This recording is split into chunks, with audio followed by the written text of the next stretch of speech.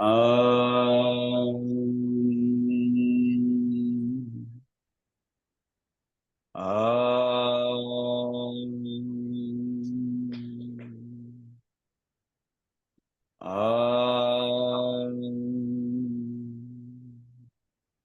Shri Gurubhyo Namaha Harihi Aum.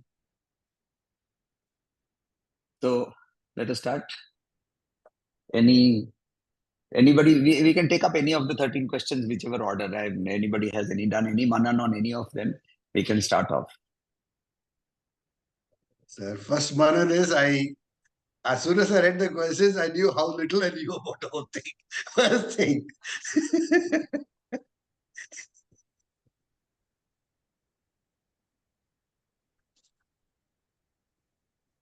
So that's a good point to start now.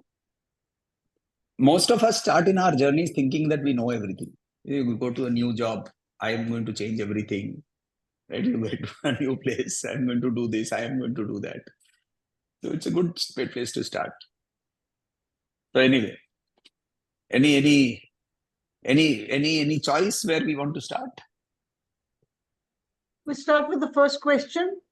Okay. So that we can go one after the other or something. Fair enough. So Jivatman, Paramatman, Brahman. So Jivatma is the soul of the living beings and Paramatma is the supreme soul which is residing in the living beings, Okay. in the soul of the living beings. And then what is Brahman? Brahman is very difficult. I don't know how to define it. It's all pervading, not visible. If any of us knew how to define it, we would have gone already. None of us know how to define it. Not even the Rishis. Sir, we might not have gone by your own statement. We might still be around, like Krishna was still around. No, he probably knows how to define. Gone as in physically you may be there. That is irrelevant, no? So anyway, any thoughts? So what is Jivatman? Yeah. So going back and reading through some of the texts on that. First, I did a Google search on Paramatma in my little translation thing, and went back and saw through the chapters. And then, basically, Brahman is the supreme entity.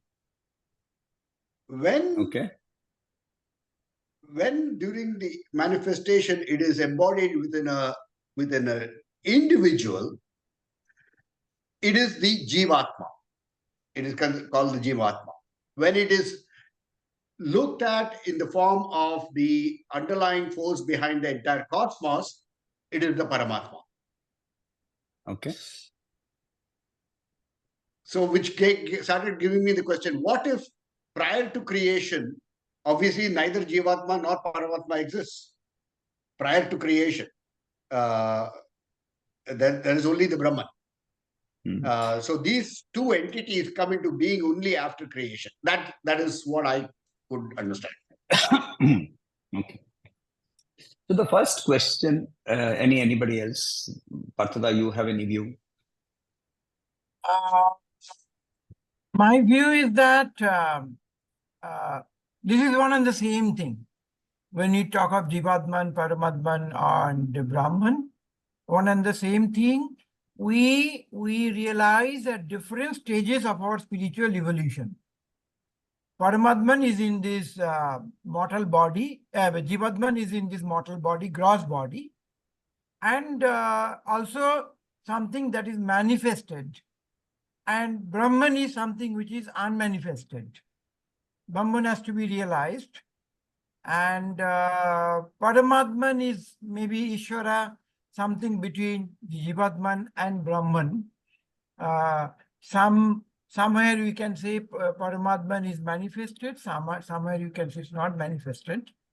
But it is one and the same to my mind. Okay.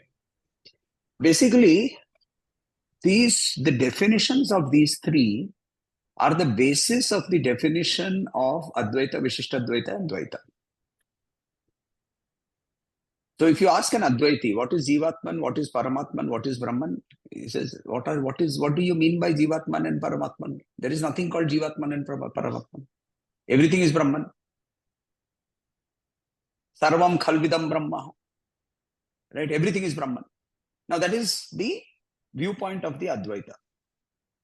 However, the Vishishta Advaiti says, Brahman being unmanifest cannot be correlated to, and therefore there is an intermediary step called Ishvara, which Advaita also accepts. But Advaita accepts Ishvara as limitations. It is also a limitation. Whereas Vishishta Advaita says that Ishvara is not a limitation, it is a manifestation of the Supreme. And the Jivatma will ultimately merge into it.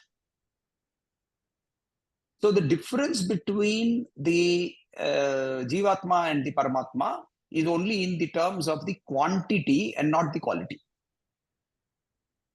So I am also a droplet of salt water, that is the ocean. However, the Dvaita school says the Jivatma and the Paramatma are completely different. They cannot merge. So then what are these three? From each viewpoint we have to understand, and our viewpoint being Advaitic, we have to understand that the Jivatma is nothing but Brahman covered by Vasana.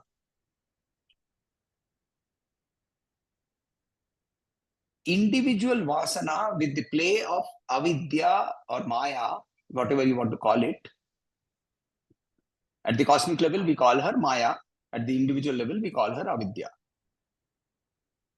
So, with the play of Avidya or play of Maya, the covering of Vasana clearly demarcates individual. So, it breaks up that composite into apparent particles. These breakup is therefore perceived as individual realities and therefore is called as Jivatma until that particular point is reached where those divisions break up. So from our viewpoint, the Advaitic viewpoint, there is no individual Jivatma. It is a perception called Jivatma. Paramatma is an existence. Ishvara. Right? Which is the sum total, the holistic sum total. When I say holistic sum total means 1 plus 1 is equal to 3 or 1 plus 1 is equal to 11. The sum total is greater, the sum of its parts is greater than the whole is greater than the sum of its parts. Right? We talk about holistic talk, that is the meaning of holistic. So that is why we cannot at any point of time say, Aham Ishvarosmi. But I can always say, Aham Brahmasmi. So that is the Manan that we can talk about on the first. Yes, Raghuji.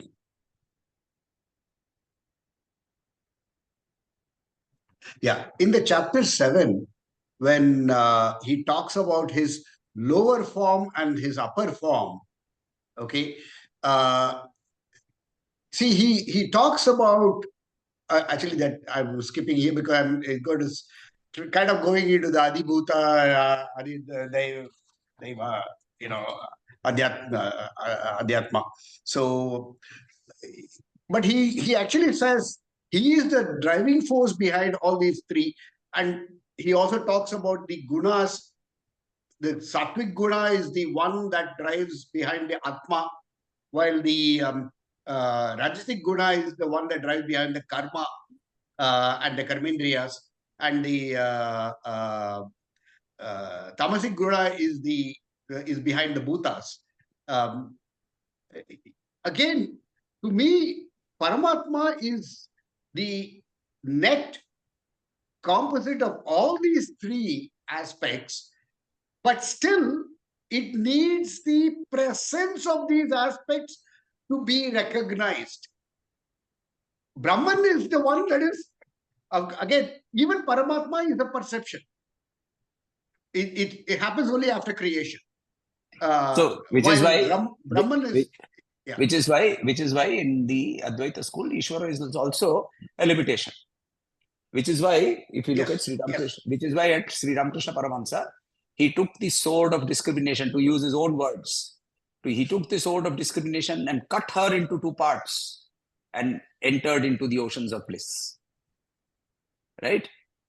That is how he describes his first experience with Nirvikalpa Samadhi. So the Ishvara is also limitation. It ties us down. But it's a greater tying down. It's a better tying down than the tying down with Kamini and Kanchan. Yes. So that is the first. Second, I think one more thing I wanted to point out. Yeah, again, with the Advaita, Vishishta Advaita, and Dvaita. You see, while all these three paths may be equally effective in taking us towards the ultimate realization, the Dvaita school can never explain the ultimate realization fully, because it still remains separate, while the Advaita school is able to explain why Dvaita also works. so. So it's like every square is a rhombus, but every rhombus is not a square. So Advaita, we started our philosophical journey with Advaita, right? The first of the acharyas is Shankaracharya. So he started at the highest point. But this is my view. I mean, the Udupi Madhvacharya follower will definitely protest against this statement. But it was a watering down for the understanding for people whose ability to be able to grasp the fundamentals of Advaita was very difficult. Hence, there was a slow step down. See, where does our scripture start with? Starts with Shruti. Now, you can't understand Shruti, so you need Smriti. Oh, you can't understand Smriti, so you need Sutra. You can't understand Sutra, so you need Prakarna Grantha. Oh, you can't even understand Prakarna Grantha, so you need Stotra. So you start with Mudakara, Tamodakam, or Vasudeva Sutam, or whatever we are wanting to chant. So the whole process starts from the top always. In our philosophy, in Vedic Dharma, you will find that always the starting point is the summation of the entire argument. And then it slowly expands. So in chapter 7, verse 14, he says, Mama Maya Duratyaya. Correct? He says, my Maya is very difficult to overcome. Why is it very difficult to overcome?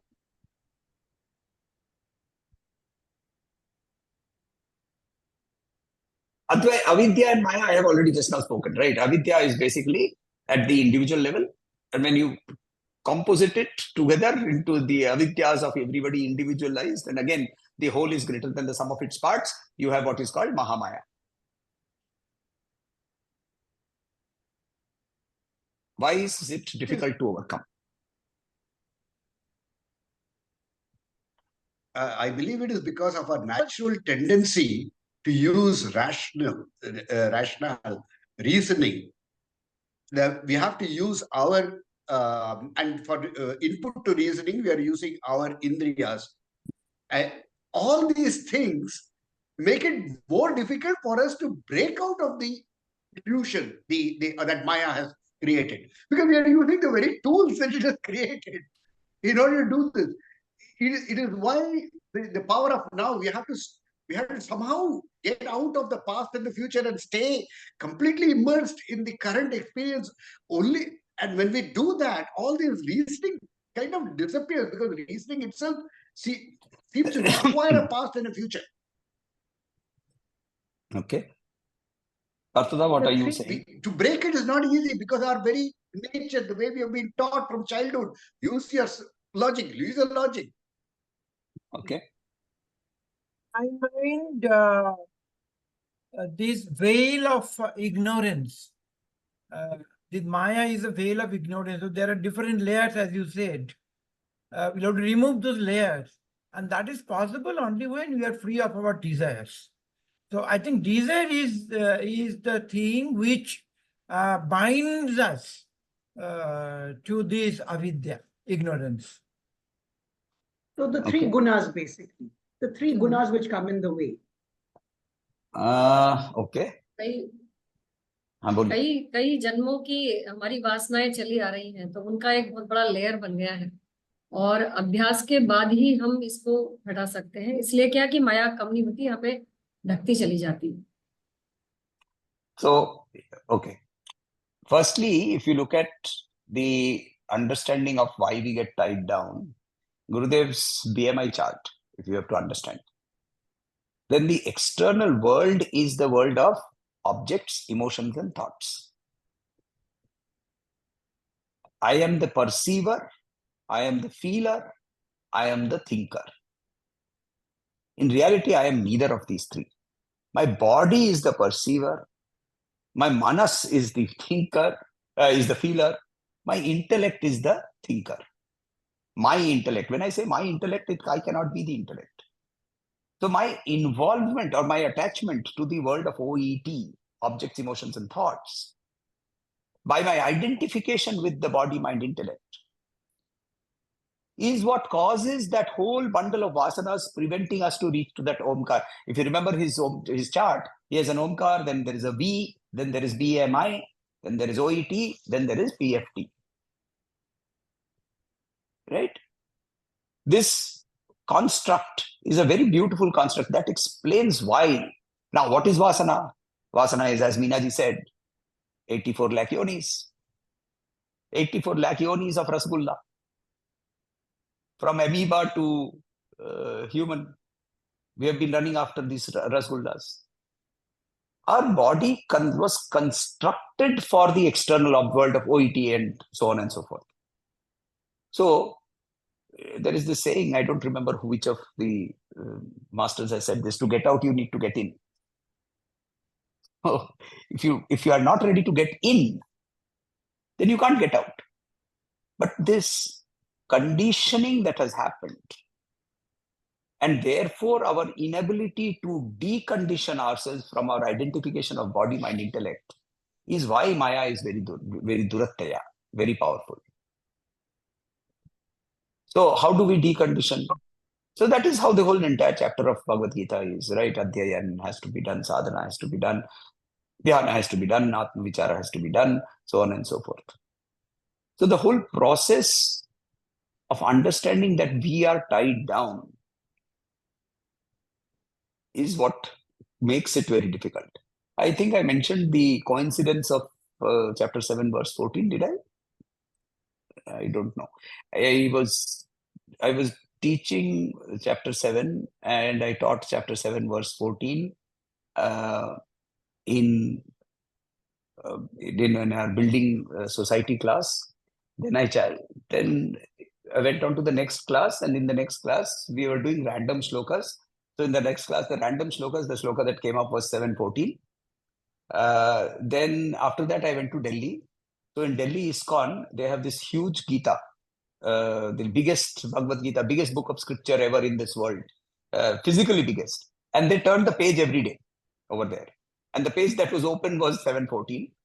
And so I said, oh, wow, nice. Maya is doing her tricks with me.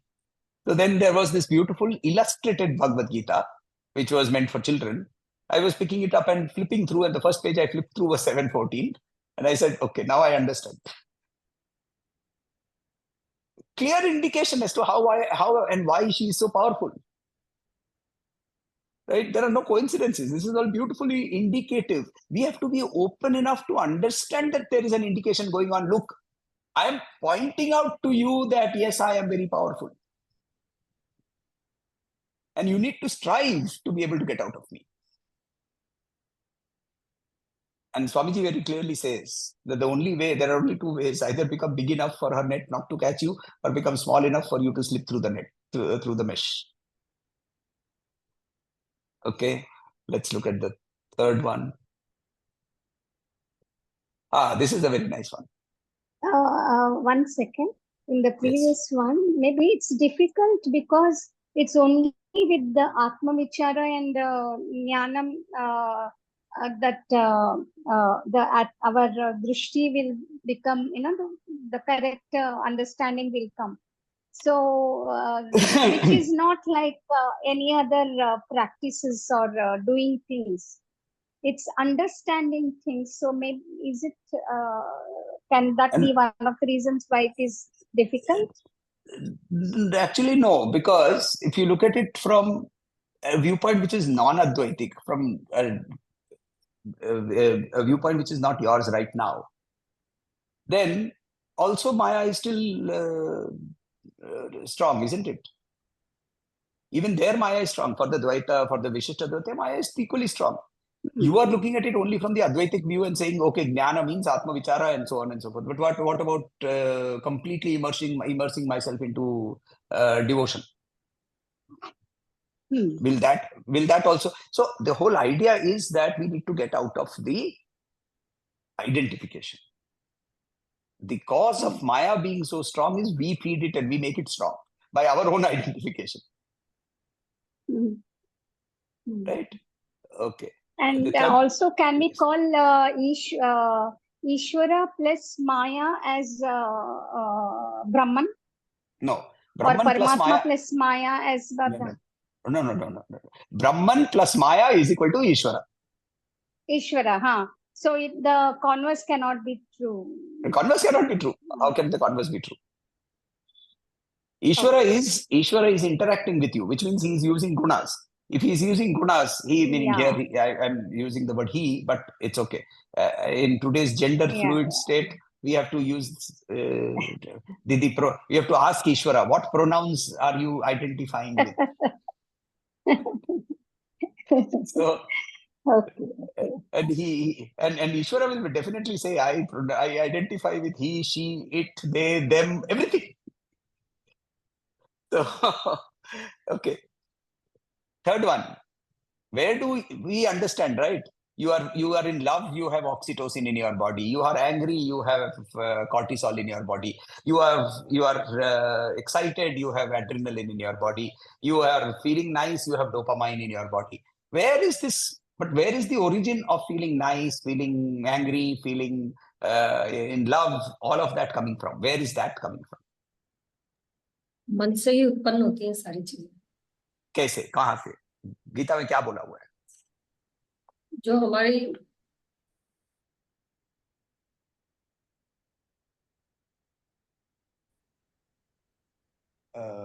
chapter 2, 63, 64. Correct. So the source of an emotion is your 62, 63 also. 62, 63, not 62, yes. 62. Yeah. 62, 63, yes. the ladder of fall. Yes. Right? Yeah. My desire creates the attachment. The attachment creates the krodha. Krodha creates, etc., etc., etc. See, very clear. He's saying it does not, he's not talking of, he's very clear about how the emotion itself arises. And what is true for negative emotions is also true for positive emotions. Yeah. All these emotions are arising out of attachment. That with which you are not attached to, you have no emotions. Right? And in this, it is both raga and dvesha. Correct. So Correct. Desire and aversion. So, for example, you might see that you and somebody else are traveling in an auto. The auto driver, as typically we see in Bombay, has his gutka in his mouth, and the first traffic signal he comes to, he spits on the road. And one person starts reacting to that, starts shouting at the auto driver. The other person says, "Kya yaar, chhod dena." He's not affected. Why? Because one person has some sort of an attachment towards whatever, a concept of cleanliness, a concept of ownership of the road, a concept of saying that, oh, I am a part of Swachh Bharat Abhiyan, whatever. There is an attachment. The other person is detached, negatively detached, but he's detached. Right? Which is why Gurudev used to say, involvement, 100%, attachment, 0%. Such a person, therefore, can get involved and then scold the auto driver and yet not have a positive or negative feeling happening inside. He is operating from discrimination, not from judgment. He is operating from equanimity, not from emotional outburst. That's the mantra. 100% involvement, 0% attachment.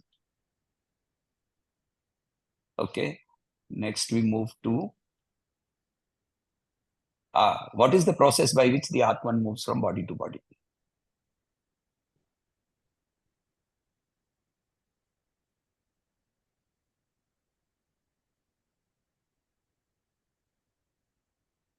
जिस प्रकार से शरीर बचपन, जवान और बूढ़ा होता है, तो उसी प्रकार से आत्मा की जो वासनाएं है ना, उसके अनुरूप वो अपना शरीर चेंज करती है।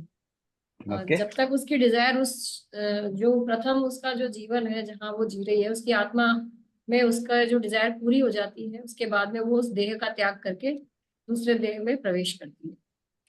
Okay. The Which is basically Stula- which is basically what you said is basically chapter 2 के अंदर में हम लोगों को बताया गया, जैसे शरीर बचपन से बुढ़ापा, बुढ़ापा से फिर खत्म होता है, तो बचपन को उसको भी त्याग करके आगे बढ़ता है, पासांसी जीर्णा नहीं करके वो छोड़ के निकल के चला जाता है, छोड़ के निकल जाता है। Very good, right. So that is one part of it, right? Yeah, Yes. it's through the Sukshma Sarira. So when the body, when the soul migrates from the mental state is carried through. It doesn't end at the death of the Sthula Sarira. The mental state is carried through in the form of the Sukshma Sarira from one body to the next.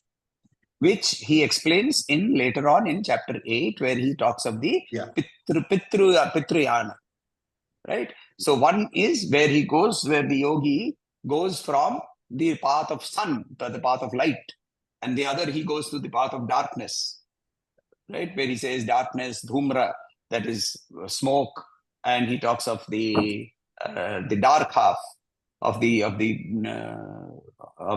moon phases, right? And he talks of the period of Dakshinayan. So these are not physically, literally to be taken. These are the meaning is that if there are vasanas left over, then how does it go? It takes on these paths, goes, waits, takes on a new body. Now, what goes on? How can the Atman have vasana? The Atman does not have vasana. The vasanas are the attachment to the what is called the Karana Sharira. We have three bodies. Sthula Sharira, that goes into ashes. Sukshma Sharira is the energy, right? An extremely powerful energy is left behind, which is why when you go to a particular samadhi of a great saint, you still feel some vibration. That vibration is coming from the Sukshma body of that saint. And then there is the Karana Sharira. Karan, the word itself means cause, causal body in literal translation. What is the cause? It takes on all the vasanas. It's the school bag full of cans of rasgulla, and it is moving from till it can eat up the rasgullas. Challenge is every time it takes a vow, right? It sits in the Pitruloka, has a nice discussion with Yamraj and says, okay, so Yamraj, now tell me, give me some advice. So Yamraj says, okay, what do you want to do? I want to get rid of the school bag. So he says, okay, no problem. I think you should go and to Bombay, and you should go to Parthuda's house, and you should get to be born there, and so on and so forth. So the Atman decides and comes over there. But what it does is, when it comes there, it eats up one can of rasgullas, fills up two. And you are caught in that trap again. So the whole process has been described in chapter 2 and chapter 8 beautifully. So that was the revision there. Another very important question that people ask, quite often I've been asked this: can the Jivatman regress to lower life forms?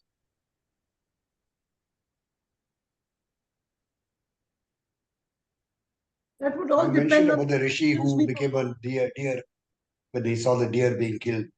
Correct. So that is the story of Jada Bharat, Rishi Jada Bharat.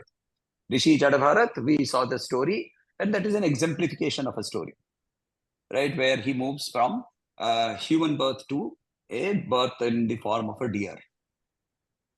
Krishna very clearly says that what you are thinking about at that point of time when you are dying is what you will become when you pass on. Now here, what are you thinking of is not to be taken literally. Basically means that what is your deepest vasana? That is what you are going to be living with.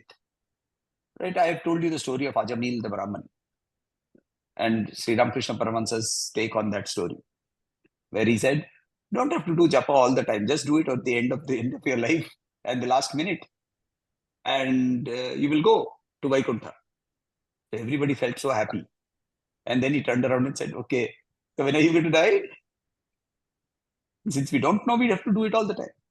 So, so here, what have we trained ourselves to be? What is our mind makeup? What is our manas and buddhi directing us towards? Is how we will go. And therefore, if you are a very, very deep desires of, and I'm not being judgmental here, okay? So a deep desire of eating non-vegetarian food, if you're eating meat, and especially red meat, and it's just very strong desire, you'll most probably be born back again as a carnivore, because you will choose to be born as a carnivore because that was the predominant thought in your mind. I'm not judging here. I'm not saying right or wrong. All I'm saying is that your desire will drive you. And Sri Krishna is very clear about it. Right? Next one. Why is the human form so important?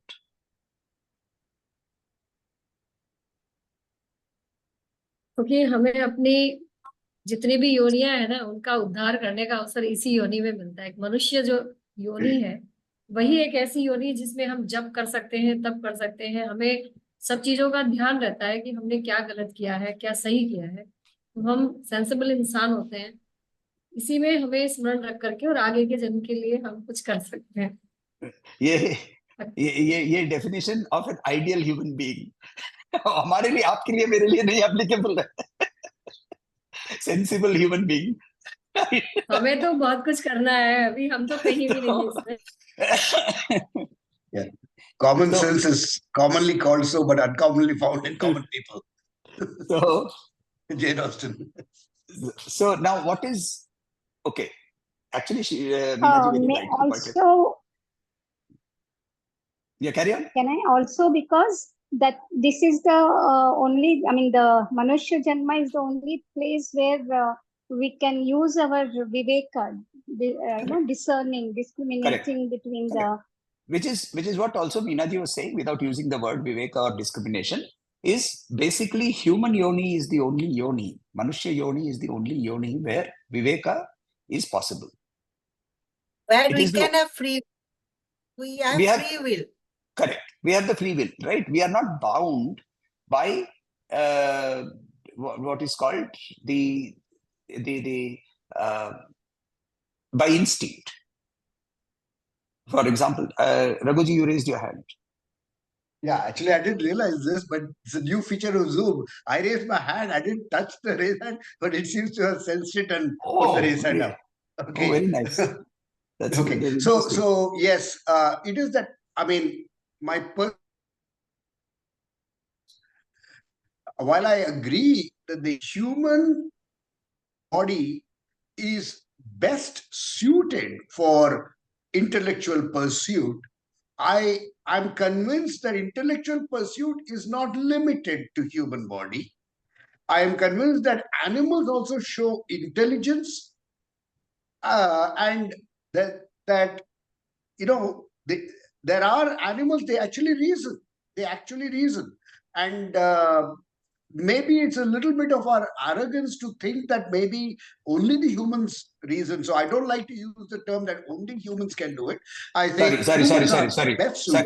I'm interrupting here. We are not talking of reasoning.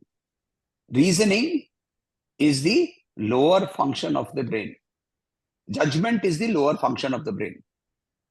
We are talking of the higher function called discrimination, which is why if you use Lalitaji's words, viveka is not something that a lower animal I mean, sorry to use that word, but lower animal displays.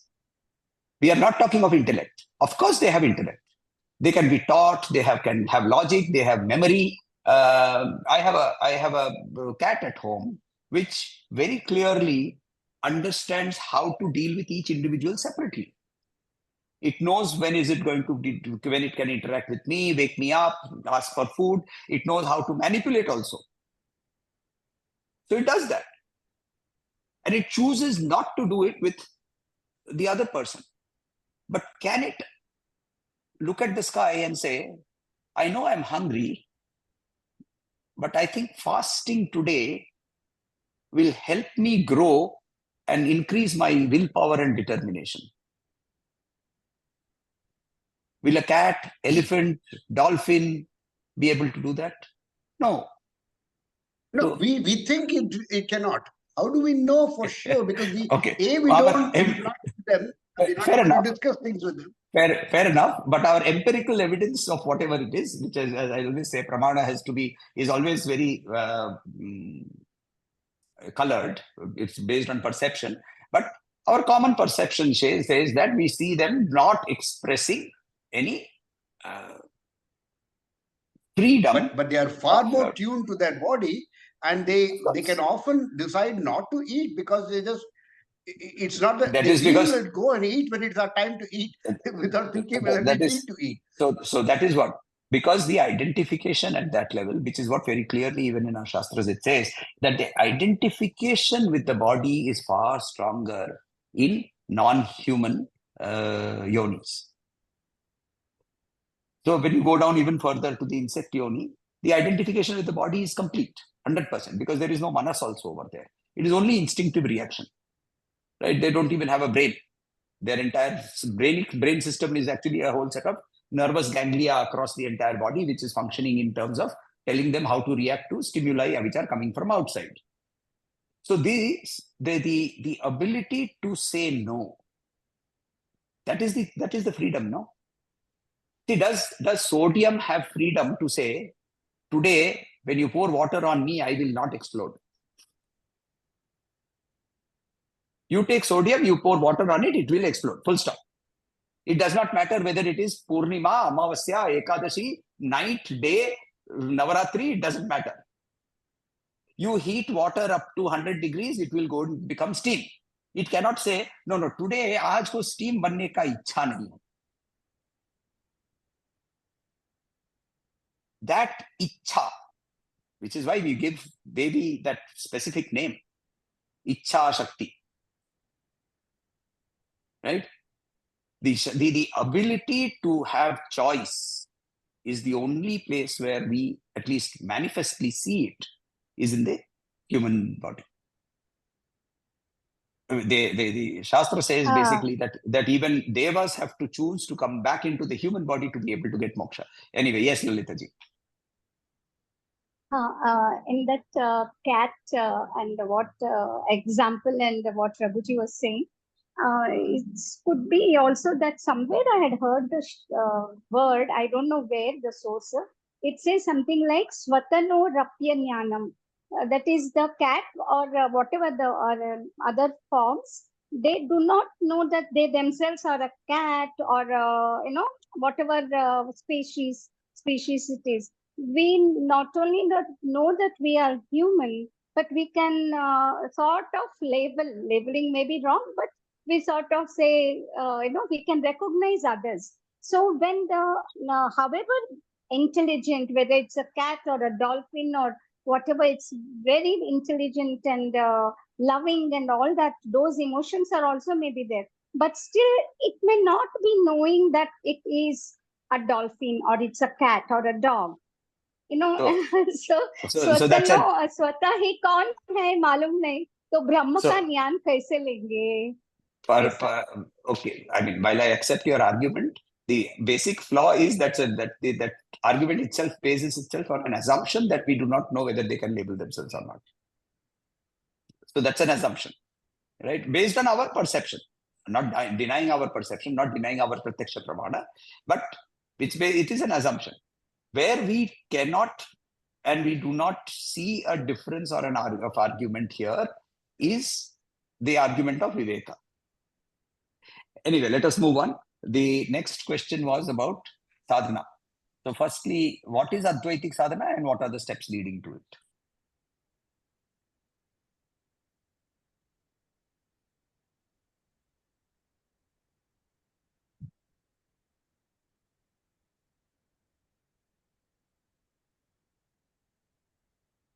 First, we should do Dvaita sadhana. Then it is Karma Yoga, and then it is Jnana Yoga. Then only we understand what is Advaita. Okay. Any other thoughts? And finally go to Soham Japam. Soham, getting to the root of it, sort of. Okay.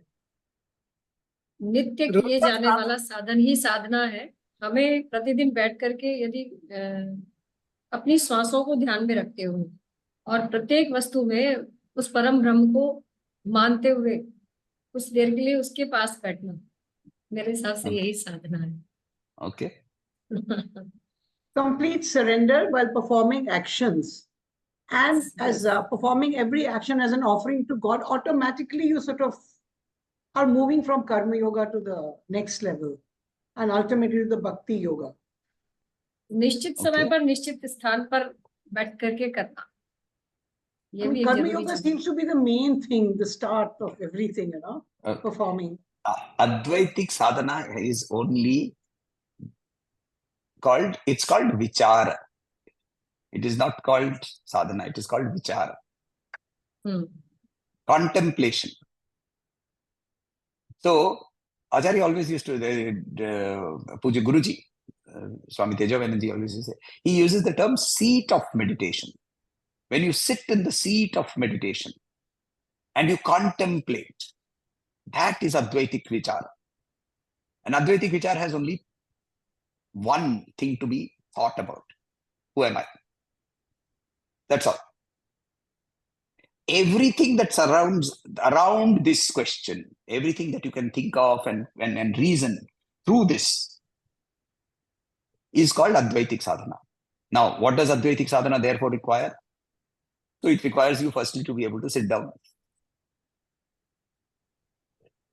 That itself is a big challenge. So the challenge is the physical challenge, being able to hold our body in stillness. The second is to have focus and to be not wavering from that thought of understanding who am I and going into Atma Vichara. So it requires your secondary step, which is to learn how to keep your mind focused, which is where japa comes in. So first is your ability to sit. Second is your ability to hold your mind in one place, whether it is swasha dhyana, which is watching your breath, or whether it is nama japa, or whether it is likhita japa, it doesn't matter. All these are processes which are enabling you to get a control over your monkey mind, right? Mana markata rupaha, mind keeps on jumping. Instead of that, it is chanchala and asthira. Instead of that, we make it sit down in one place. Third is, as we start with the process of the Atma Vichara, then there will be two things that will happen. One, asambhava bhavana. This is not true. It is not possible. Right? Asambhava bhavana. To overcome that, you need to have scriptural knowledge. That is why you study. You study Bhagavad Geeta, you study Aparokshanubhuti, you study Brahma Sutra, you study all the texts, Vakya Vritti, you study Tattva Bodha, and all of these texts help you to understand it is not impossible. Asambhava bhavana is overcome. Then you say, fine, I have understood it, but I am not getting it. I have understood it. I understand that Brahman is the entire the entire creation, and I am nothing but a part of Brahman. And this tree that I can see outside my window is nothing but also an extension of me, the same consciousness. I understand it, but I'm not getting it. I'm not realizing it. In such a situation, this is called viparita bhavana. My day-to-day behavior is not changing. My day-to-day behavior is still, I'm getting angry, I'm getting happy, I'm eating, I'm drinking, I'm doing all that. I'm feeling nice about the food. I'm feeling bad about some food. I don't like the karela. I like the rasgulla. All that nothing has changed. Even when I'm eating it, I'm understanding that all I'm eating is nothing but panchabhuta. I'm understanding it. But my mind hasn't changed. My intellect hasn't changed. My behavior hasn't changed. This is called viparita bhavana. So how do you overcome that? So viparita bhavana is overcome with two aspects. One, it is called Guru Kripa, direction from the Guru. Guru Kripa does not mean, oh, he gives you an electric shock and you jump over the Grand Canyon, right? That's not going to happen. Guru Kripa means the direction. He gives you direction. Somebody who has gone there, he's come back and he's giving you direction. Guru Kripa is the first. And the second is the Shat Sampat. Shat Sampat, right? The 6 virtues that we need to inculcate. So when we do this behavioral change, then we get it. So the whole steps leading to that Advaitic Vichara, Advaitic Sadhana, are very clearly laid out. How are they laid out? Look at this step in Bhagavad Gita itself. Karma, first understanding how it is karma. Dhyana karma sannyasa. Then karma sannyasa. Only then comes dhyana. Then you start off with the process of saying, okay, now you understand the knowledge. Rajaguhya, Rajavidya Yoga, Akshara Brahma Yoga. Now you see the progression. And see what I just now talked about. It's so similar. So the Bhagavad Gita has been structured on the path of what is called Advaitic Sadhana. And Advaitic Sadhana is nothing non-different from Bhakti. Bhakti, as we have normally seen it in terms of saying, oh, we have to do seva, we have to do dancing, we have to sing. All that is only one aspect of Bhakti. Okay. Next one.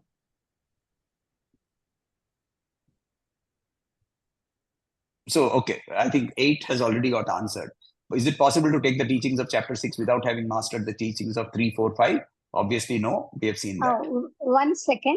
Yeah. In the previous one, Atma Vichara will be equal to Nididhyasana? No. Nididhyasana is a method. Nididhyasana means to take the teaching and apply it into your body, into your physical being. So the whole process could you please repeat it? Nididhyasana means application. Right? Nididhyasana means application. Yeah. Right? So when you do it repeatedly, that is where it is coming. Repeated, profound and deep repetition of whatever you want to do. That is called Nididhyasana. So you see, I heard something from my guru and I got it. That is Shravanam. But Shravanam didn't work. So what do I do? So you do Mananan. So I did reflection. And I got it. Oh, but unfortunately, Manan also didn't work.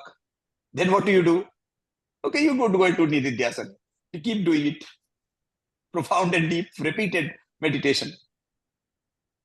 That is what is the meaning of Nididhyasana. Okay, next question. What is the role of Vishada? Why can't Krishna's story, why do we have to have a backstory? I mean, it's a text of philosophy. So 5 lines, just basically saying Arjuna was very sad, and to explain away his sadness, Krishna started explaining, and chapter 2 could have started. Why this whole one chapter where who was lined up, where was the war starting, who blew the first shankha, and then how was Arjuna behaving? Why that entire bhumika? Obviously, there has to be some relevance. Very good. Very good. कुछ अहम मौके पर चला हुआ है. Samjaya, what do you mean by that? Arjun के हृदय में हमेशा ये भाव है कि ये जो सामने जो जितने भी लोग खड़े हैं वो सब मेरे हैं, और उधर जो दुर्योधन की फैमिली में, जो दुर्योधन के साइड में है, वो लोग भी ये सोच रहे हैं कि मैं कितना पावरफुल हूँ। वो अपना एक बताना चाह रहे हैं, तो फिर वो गुरु को ऐसे आदेश देते हैं अपना कि आप ये कीजिए, धनुष वो सॉरी शंख बजाइए, युद्ध की घोषणा कीजिए। और इधर में अर्जुन का जब रथ बीच में जाता है, कृष्ण उनको सामने खड़ा करते हैं, तो वो सामने जब देखकर डिसअपॉइंट हो जाते हैं, ये तो सारे ही मेरे अपने हैं, मैं इनके साथ कैसे लड़ूंगा। क्योंकि उसके मन में एक भावना चल रही है कि वो अपने आप को वो मानता है कि मैं सबसे ग्रेट हूँ, मैं ही जीतूंगा। ऐसा उसके अंदर मैं अहम वाला भाव चला आ रहा है। और जब वो देखता है सामने, तो उसको एक अनजाना भय उसके हृदय में आता है कि कहीं ऐसा नहीं हो कि मैं हार जाऊं, और यदि मैं हार जाऊंगा तो मेरी जो अब तक की सारी मेरी क्रेडिट है वो खत्म हो जाएगी। मैं विश्व का, या कहें कि सबसे श्रेष्ठ धनुर्धर हूँ, तो ये मेरी ख्याति कम हो जाएगी। ऐसा उसके मन में विचार चलता है, और इसी डर से वो अपने आप को पीछे लेता है। So both you and Raghuji are right. This whole process is basically until we reach that point of what Gurudev calls a nervous breakdown. And obviously Arjun has shown it to us at a very extreme level, but you don't have to be at that extreme level, you can understand it. But unless that nervous breakdown of saying that this can't be the be all and end all of my life, and this be all and end all of my life is centered around me and mine, me and mine, me and mine, as Meenaji explained. Until that happens, athaha, athaha, athato, Brahma Jigyasa. Only then can Brahma Jigyasa begin. So, very good. Thank you very much. Very well done, both of you. Krishnam Vande Jagat Gurum. There is a Shamir, I have a different take on this. Yes, please. I was expecting that you will touch on that aspect. According to me, I give full honors to Arjuna because we have heard so many negative things about Arjuna. But one good thing is he understood his deficiencies. See, many of us, we go downhill every day, but we don't know why it is happening to me. But Arjuna was very clear. He knew, number one. He actually pinpointed on his deficiencies. Number two, he surrendered himself to Krishna. He said, please take me out of this. I cannot, this is beyond me. So this is this total surrender to the Guru. And of course, the Guru was somebody who came to his rescue. So I think this is what is, that is my answer, that this despondency Krishna showed in the first chapter, only to bring home this point, that please understand what is holding you back. And once you understand that, you can only take corrective actions. You can understand the teachings of Bhagavad Gita and do something. Very nice. Thank you, Parthuda. See, one of the things that I always talk about, and thank you for pointing it out, I have obviously earlier mentioned this before, is that unless I understand my own emotional state, I cannot do anything to overcome it. And the whole context of chapter 1 explains to us that, number one, there is an emotional state, which is called a nervous breakdown, but also the fact that Arjuna himself understands it. And therefore, he takes the steps. And in chapter 2, verse 7, he says that I am your student, I surrender. Right? Shishyaste Shadimam. Yes. So, see, Arjuna is a warrior. In him, the Rajas Guna is very strong.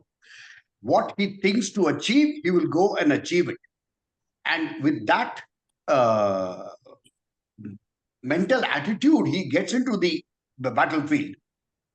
But by placing him in the middle of the armies, he is for the first time starting to wonder, what am I achieving by achieving this? What do I achieve by succeeding in this battle? For the first time, he's starting to question the utility of his action. And then he sees all the sorrow it will create. And because of his attachment to every person that is going to be interacting with, either opposing side or his own side. What's going to happen when he starts to look at the actions? We go through life. We go through entire life without even thinking, why are we living our life like this? That is the pattern that Vedavyasa wants us to confront. We are going through, all of us. Even today, I see people who live through life. They are maybe happy also. They don't know why they are happy. They don't know why they are sad. They don't know why they are living this life. And that is the turning point that has to happen. We have to question, why are we living our life the way we are living? And then see the futility of it all and submit to the Guru and say, please get me out of this. Okay, so why is Krishna Jagat Guru? Get me out of this, yes, but why is Krishna Jagat Guru? Can I? In fact, his explanations are actually purely logical. If you think about it, he is not looking to a religion. He is not looking to create he is explaining the facts of life the way it is, and that is obviously universally valid. Okay. Krishna Krishna is Jagat Guru. Yeah. Sorry, Minaji. So please, Parthoda, आप बोलिए. नहीं, आप बता दीजिए after you. Krishna को जगत गुरु इसलिए कहा है क्योंकि उन्होंने ऐसा ज्ञान दिया है जो सभी मतलब संपूर्ण ब्रह्मांड के लिए वो उपयोगी है, संसार के लिए नहीं, ब्रह्मांड के लिए. क्योंकि जो भी उन्होंने गीता में कृष्ण को कहा है और ऐसे स्थान पर कहा है जहाँ युद्ध क्षेत्र है. यानी ये एक बात है कि संपूर्ण मानवता युद्ध में फंसी हुई है. वो युद्ध में इसलिए फंसी हुई कि उसके हृदय में कुछ ना कुछ हलचल चलती ही रहती है. प्रत्येक के मन में एक युद्ध चल रहा है और उस युद्ध में हम गीता के ज्ञान को किस प्रकार से उतारेंगे और किस प्रकार से उसको अपने जीवन में उतारते हुए आगे बढ़ सकते हैं. तो ये जो कृष्ण ने अर्जुन को गीता में ज्ञान दिया वो कल भी प्रमाणिक था, आज भी प्रमाणिक है और आने वाले समय में भी वो रहने वाला है.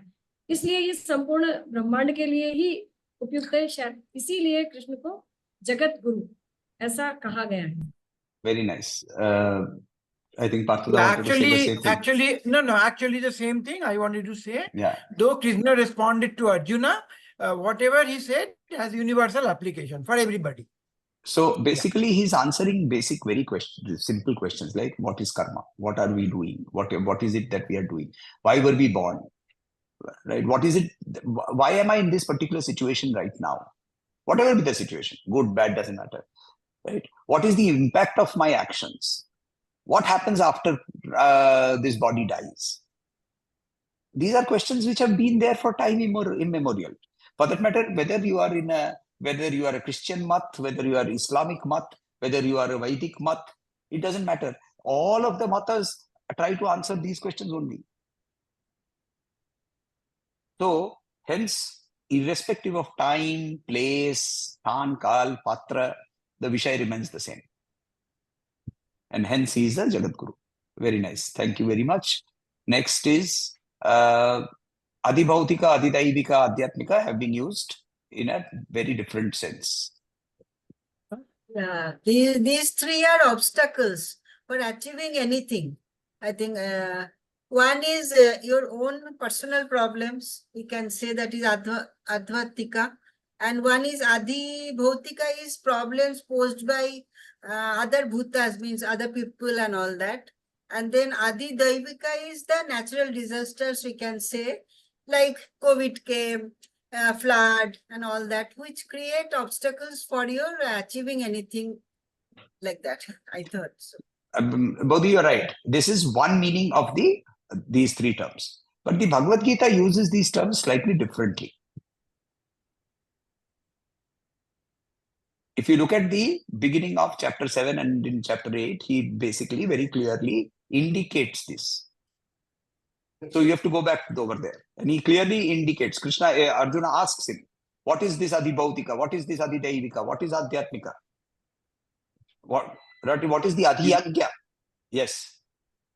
So he's a driving force behind each of these manifestations. Adi Bhautika is the driving force behind the bhutas, the physical manifestations. I don't know how to say that. Adi Daivika is the driving force behind the actions, the karmendriyas.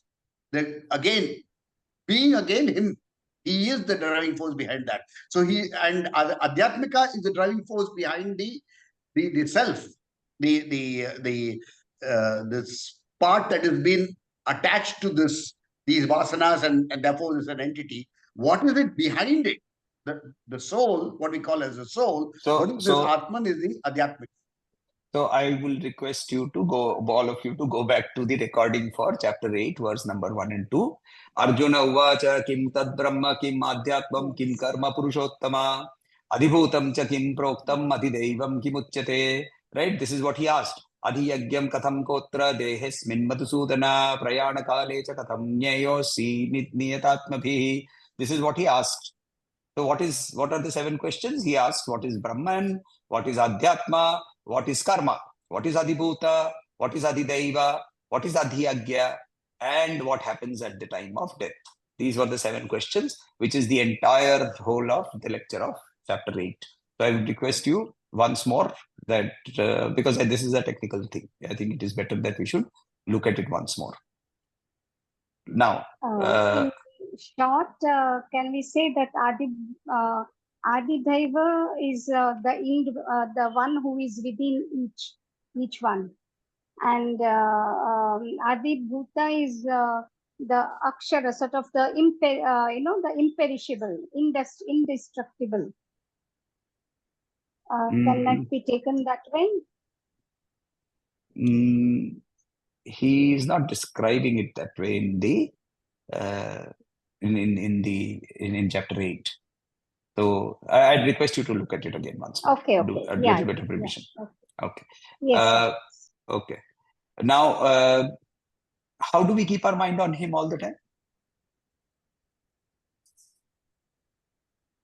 Practice and practice and practice. Japa, japa, japa. Manmana bhava madbhakto madhyaji mam namaskuru. That was the last week we chanted, right? Mame veshyasi dhyana rather than japa.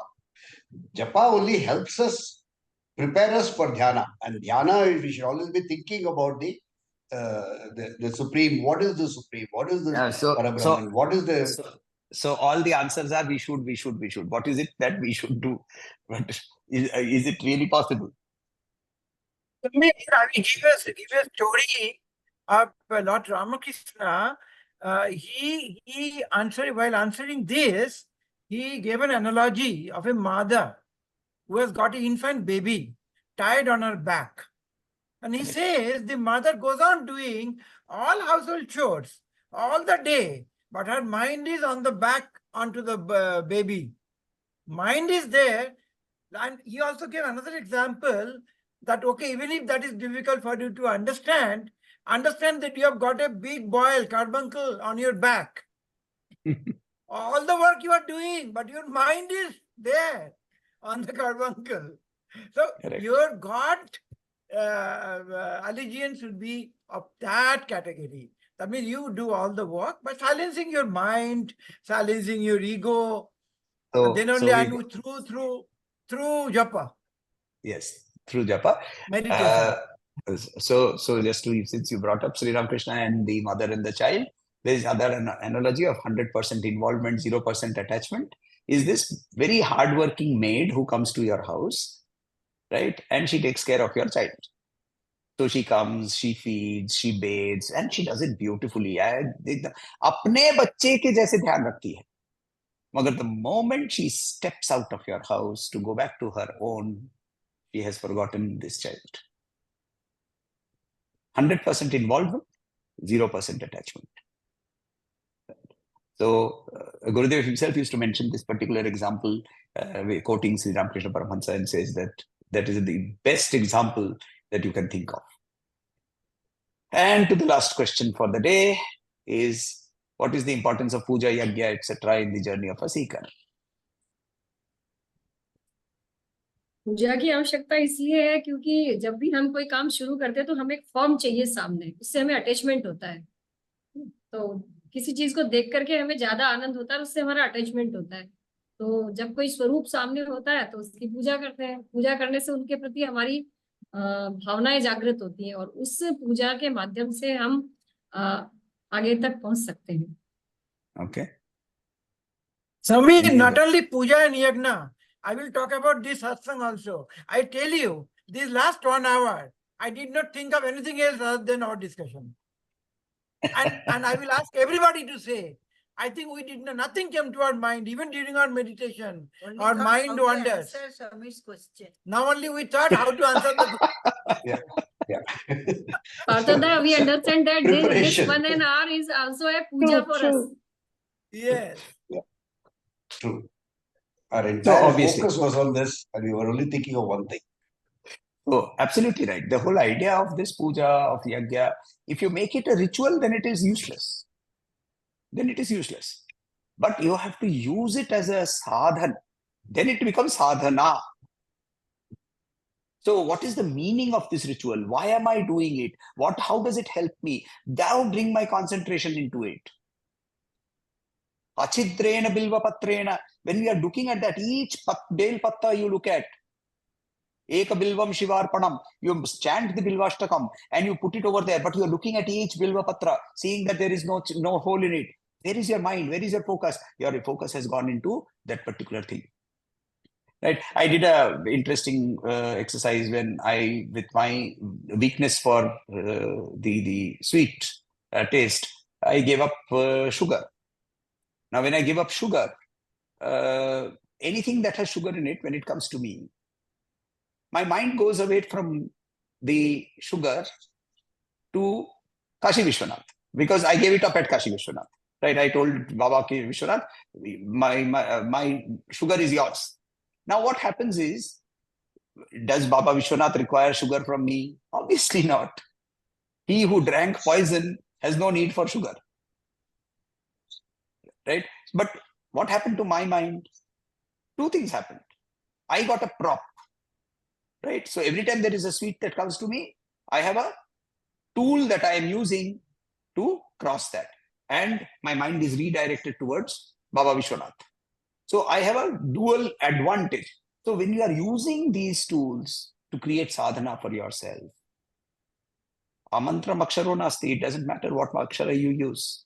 Any akshara can become a mantra. So great, good Manan.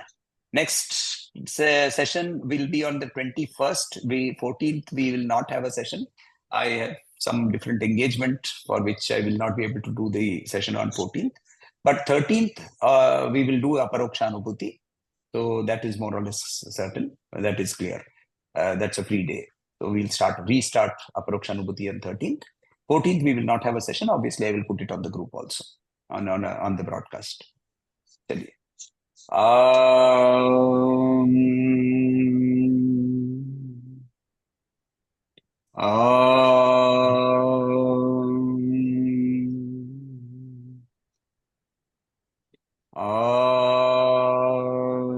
Shanti Shanti Shanti Harihi Om Shri Gurubhyo Namaha Harihi Om